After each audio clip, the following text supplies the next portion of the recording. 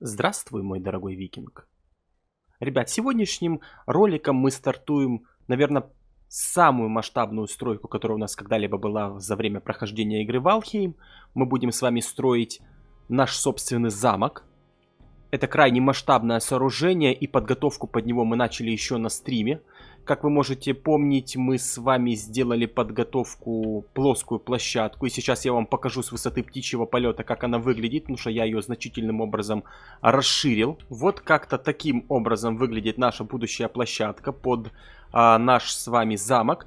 Сейчас я раскидал по периметру станки для того, чтобы у нас была возможность уже не заморачиваться и строить ограждение. В этой серии мы с вами будем заниматься именно этим.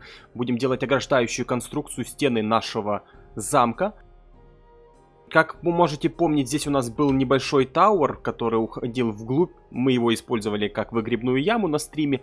Однако я решил ее засыпать и столкнулся с такой проблемой, что засыпать это не представляется возможным. Во всяком случае, движок игры не дает этого сделать.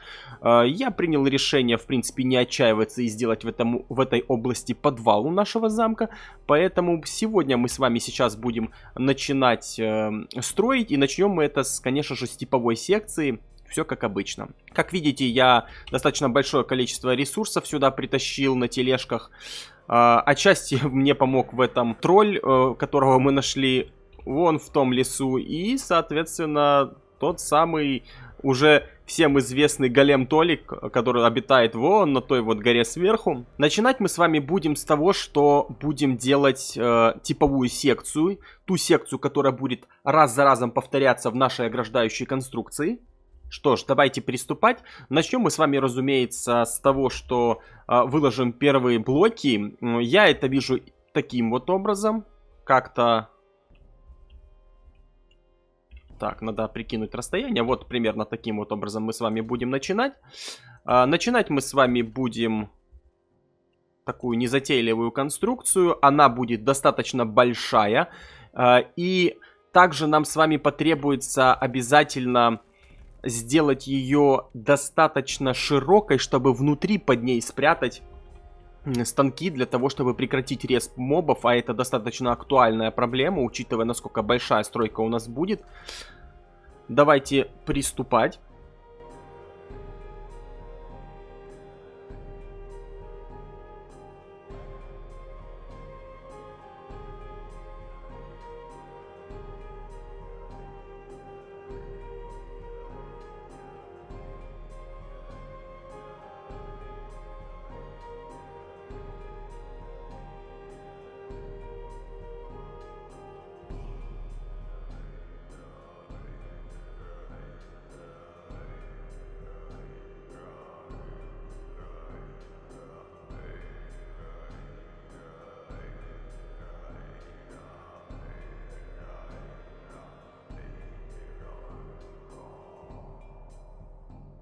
Нижнюю рядовую часть типовой секции мы с вами закончили. Сверху будет проходная зона с кровлей. Сейчас я объясню, зачем я делаю внутреннюю и внешнюю часть. Дело в том, что внутри я собираюсь поставить станки. Как известно, станки, именно обычные верстаки, когда они находятся в зоне укрытия, предотвращают спавн мобов. Это достаточно актуальная тема, учитывая тот факт, что нам с вами, друзья, придется спасаться от спавна мобов на такой огромной территории. Давайте сейчас мы сделаем угловую секцию и поставим уже станки таким образом, как они будут стоять у нас с вами.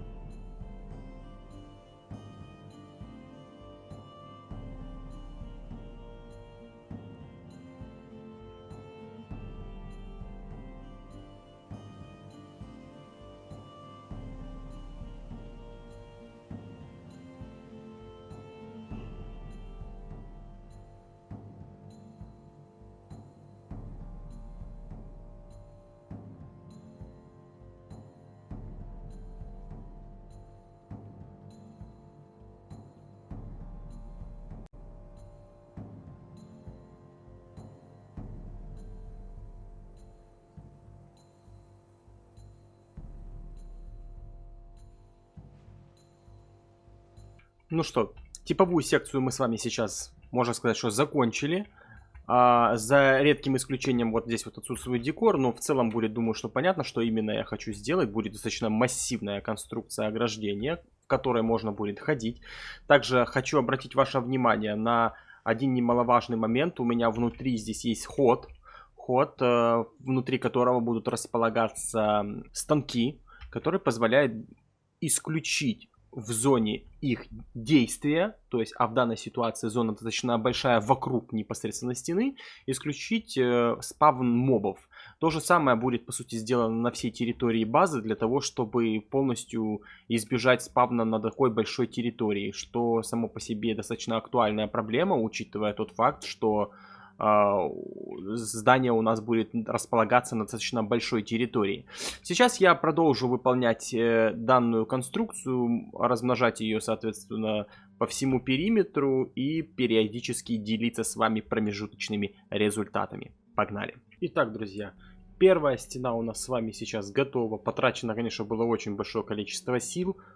Очень большая конструкция. В целом, достаточно несложная, однако объем элементов просто потрясает. Реально очень-очень много всего надо было построить. Достаточно сложная крыша по итогу получается, особенно когда столько секций происходит. Первая часть у нас с вами, смотрите, готова. Вот как-то таким вот образом она выглядит. Сейчас мы с вами продолжим делать данные перегородки. То есть, если вы сейчас обратите внимание, у нас там большое количество станков стоит, да, то есть это видно. Внутри полости стены как минимум 6 станков на всю длину, что достаточно немало. Это позволяет полностью исключить респ мобов в радиусе действия станка. То есть, чтобы у вас понимание было, с тех пор, как я закончил вот эту стену и поставил здесь станки, у меня с этой стороны вообще больше не ресались мобы. То есть, эта тема работает, пользуйтесь обязательно ею. Сейчас мы продолжим делать данную конструкцию. То есть, как видите, достаточно она не маленькая. Я сделаю полностью по всему периметру конструкцию ограждения. Лишний грунт, который у меня здесь был, я, разумеется, уберу. Он нам с вами будет не нужен.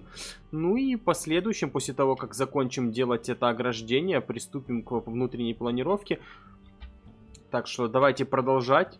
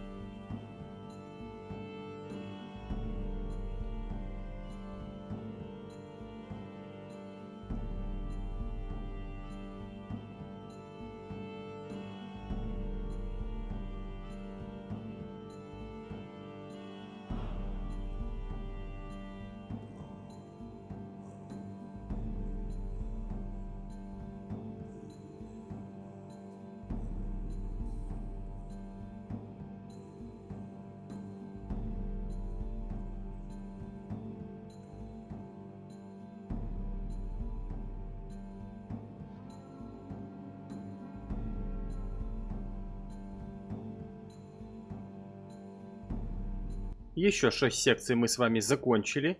В принципе, чисто в глазомерном масштабе осталось еще где-то около 4 секций для того, чтобы закончить данную стену. Выход основной из форта я буду делать, наверное, куда-то вот в ту сторону. Либо вот сюда. Пока еще не решил, но в любом случае, так или иначе, никогда не поздно просто снести одну секцию и добавить там один просто выход, немного переиграв конструкцию. Я думаю, что сейчас я уже, когда сделаю всю конструкцию, мы с вами увидимся, и вы сможете увидеть уже окончательное конструктивное решение по ограждению моего замка. Друзья, вот мы и закончили нашу с вами рождественскую елку. Я прямо не смог удержаться и показать вам именно вечернее время, насколько классно это выглядит. Конструкция, конечно, с ума сойти какая большая, и ушло реально очень много ресурсов. Я даже не поленился, прикинул количество на каждую секцию. В общем, ребят, у меня по моим подсчетам ушло 144 камня и 120 дерева на каждую секцию. Соответственно, секций на данную конструкцию у меня ушло 52 единицы. Поэтому, если вы решите делать что-то подобное, имейте в виду, что придется потратиться по ресурсам. Ну и плюс, конечно, сюда не учтены станки, которые замурованы вовнутрь. Возможно, я какие-то переделки по углам сделаю, входную группу переделаю, но этим заниматься мы, вероятнее всего, будем на стримах или в дополнительных выпусках. В любом случае, конструкция получилась классная. Сейчас я покажу вам, как выглядит она с высоты птичьего полета. Вот такая вот конструкция. Выглядит она просто с ума сойти, как круто. Особенно в ночное время. Это все обеспечивается освещением, и без него, конечно, днем будет несколько хуже выглядеть. Будем с вами ставить вот примерно как раз таки, как показывает тень, так у нас примерно и будет находиться замок. Ориентировочно здесь будет входная группа, и дальше будет вот такой вот замок по периметру. Я благодарю вас за сегодняшний просмотр и буду признателен, если вы поставите лайк, подпишитесь на канал, поставите колокольчик, чтобы ничего не пропускать. Спасибо, что сегодня были со мной, и спасибо, что досмотрели до этого момента. Как всегда, всем удачи, всем пока.